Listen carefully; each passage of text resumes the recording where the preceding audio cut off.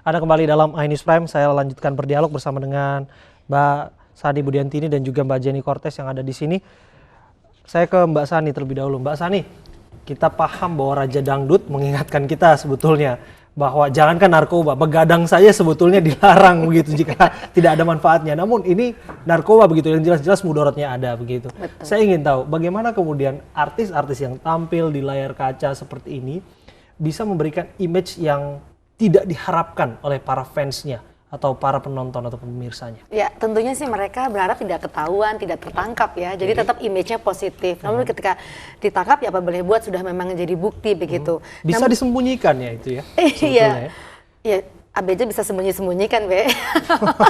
Nggak, artinya nggak. Maksud saya begini, artinya bahwa kadang-kadang mereka ada pembenaran.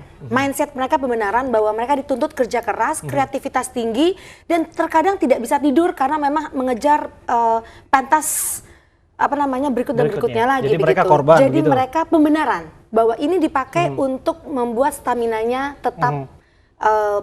tetap konsisten begitu. Nah, namun demikian tidak disadari bahwa mereka efeknya juga cukup parah dan jangka panjangnya itu yang mereka harus waspadai begitu. Oleh karena itu memang saya harapkan sekali bahwa setiap memang para artis ini memiliki coach ya, entah itu dokter, entah itu psikolog, entah itu juga trainer untuk kesehatan supaya mereka memutuskan untuk mencari jalan justru hidup sehat.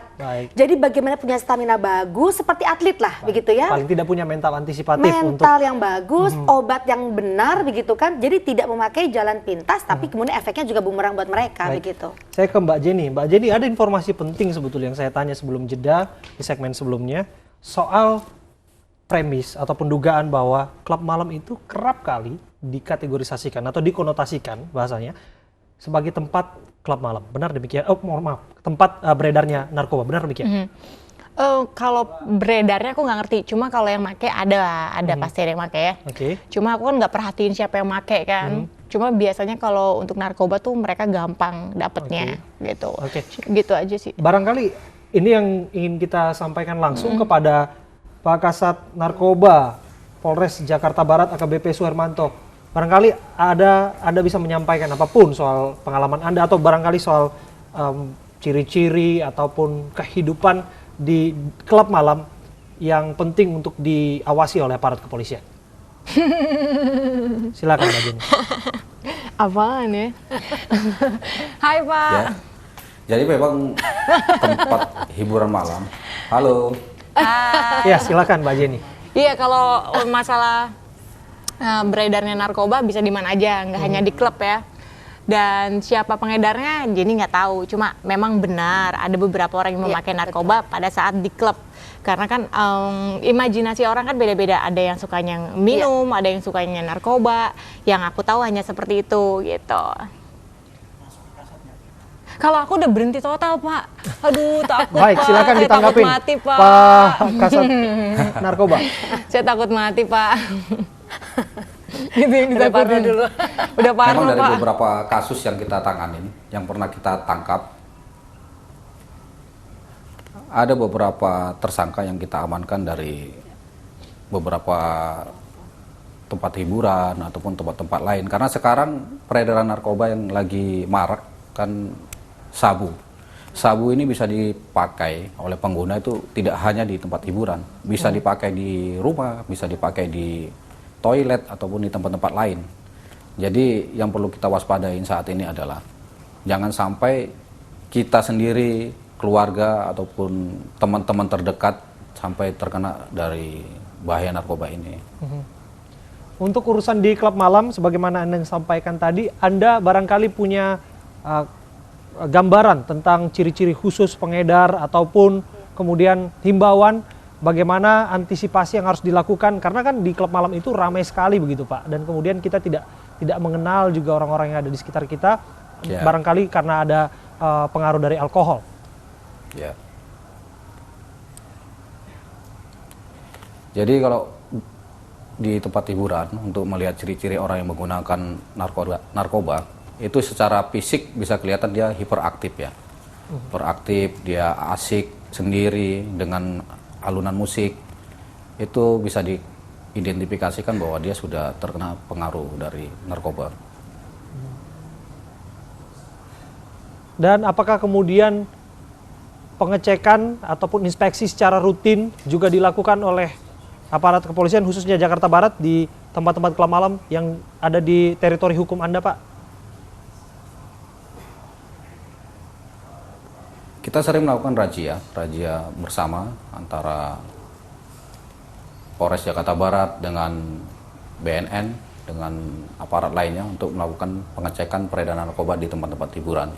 Selain itu juga kita melakukan operasi tersendiri, operasi silent yang kita lakukan di seluruh tempat hiburan malam di Jakarta, terutama di Jakarta Barat, ataupun tempat-tempat kos-kosan, tempat-tempat penginapan, ataupun hotel-hotel yang kami curigain dijadikan tempat untuk mengkonsumsi narkoba.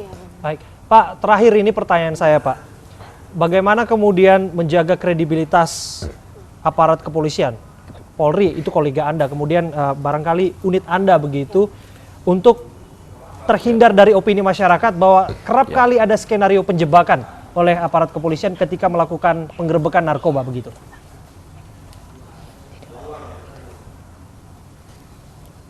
Kita selalu melakukan pengecekan terhadap pelaksanaan tugas anggota, terutama anggota kami yang sedang melakukan tugas penangkapan. Contohnya kemarin pada saat penangkapan Ridho Roma, untuk menghindari opini penjebakan, makanya saya perintahkan kita lakukan rekonstruksi untuk melihat bagaimana proses penangkapan tersebut. Karena perkara ini menjadi atensi publik, jadi kita harus bisa melihat bahwa perkara ini bukan rekayasa.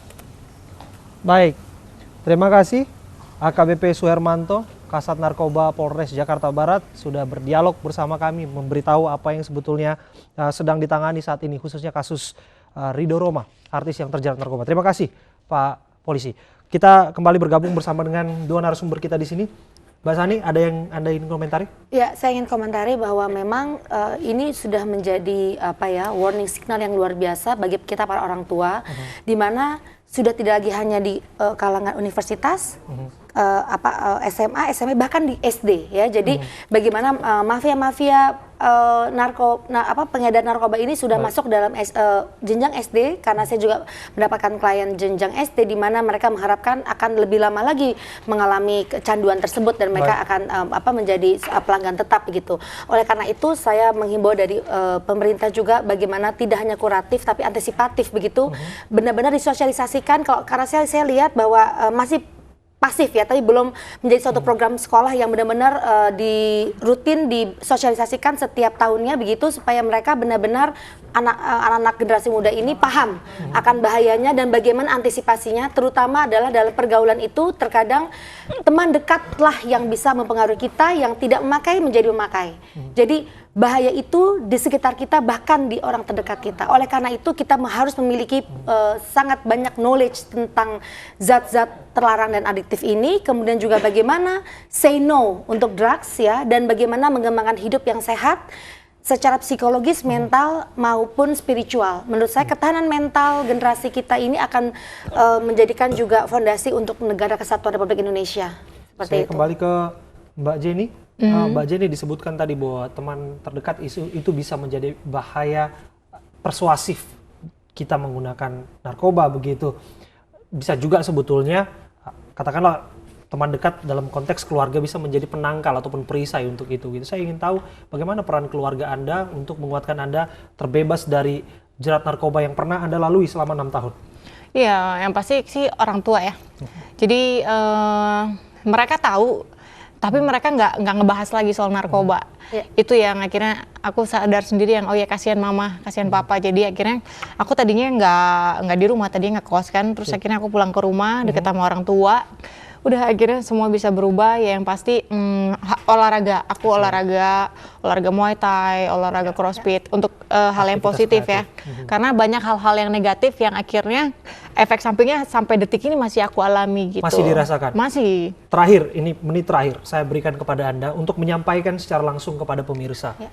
Agar kemudian dialog itu begitu bermakna dan pengalaman Anda bisa dicermati oleh para penonton. Silakan. Ya, buat teman-teman di rumah yang pastinya jangan memakai narkoba. Kenapa? Karena Jenny sampai detik ini walaupun udah berhenti efek sampingnya masih ada aja, kayak seperti asam lambung, terus aku paranoid kalau misalnya ngelihat jalanan macet, terus kayak parno mau mati gitu, deg-degan, terus keringat dingin. Kayak sekarang di ruangan AC aja kan dingin, dan itu aku parno gitu, parnonya jantungnya berdebar, terus aduh kayak takut mati, dan itu sebenarnya sih kayak penyakit psikis kali ya. Nah, aku sih mau berobat di dokter psikiater ya. Iya, jadi karena aku ngerasa keganggu banget setiap macet.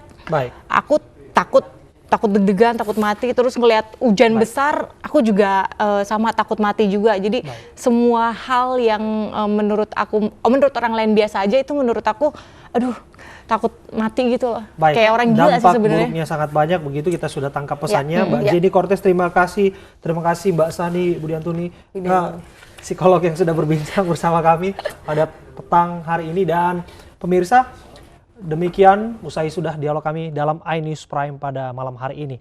Saya Abraham Silaban, mewakili kerabat kerja yang bertugas, undur diri. Jangan lupa saksikan iNews Prime setiap Senin hingga Jumat pukul 18 waktu Indonesia Barat. Selamat malam.